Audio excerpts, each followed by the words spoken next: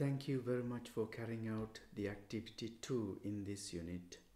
The aim of this section and this set of narrated slides is to get you to think about the differential access to technologies in the world and in different educational contexts and the implications that has for education.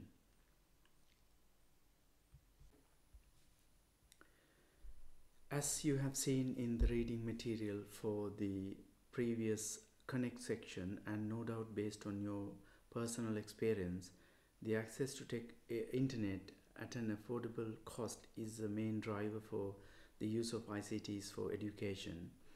Many commentators and organizations are discussing whether the access to internet needs to be considered a basic human right too. For example, in an online article entitled "Is Internet Access a Human Right?" As we have seen in figure 1 in the Connect section, the fourth wave and its development into the fifth wave is the internet and a variety of web-based technologies associated with it. In this section, we are not focusing on the technical aspects of the internet. Rather, we look at the access to internet around the world and how. Let's look at some of the recent statistics on the access to internet in different parts of the world. It is a risky business to write down any kind of statistics on the internet access to for a number of reasons. For a start, statistics can differ depending on the different criteria and methods used by different organizations who collect them. But more importantly, the access to internet is generally increasing day by day. Therefore, any statistic will be. This slide shows some interesting facts about the internet access across the world.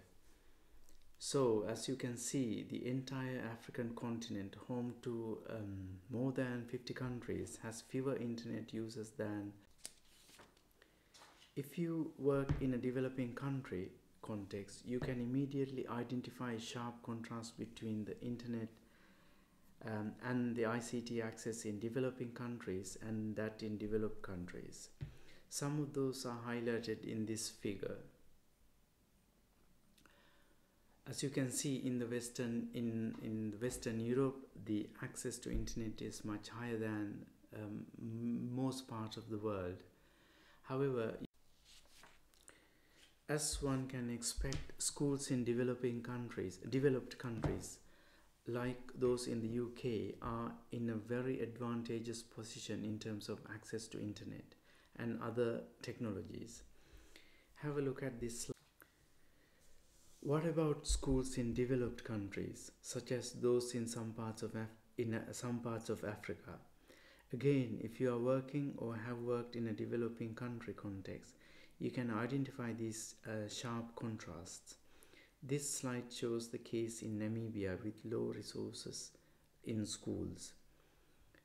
You can explore some of these issues associated. The differences in access to internet and a range of ICTs across the world and in between different educational contexts raise a number of questions and challenges for educators. So far,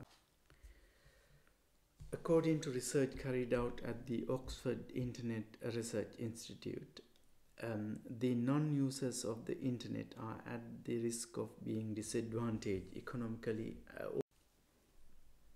So we have come to the end of this narrated slides.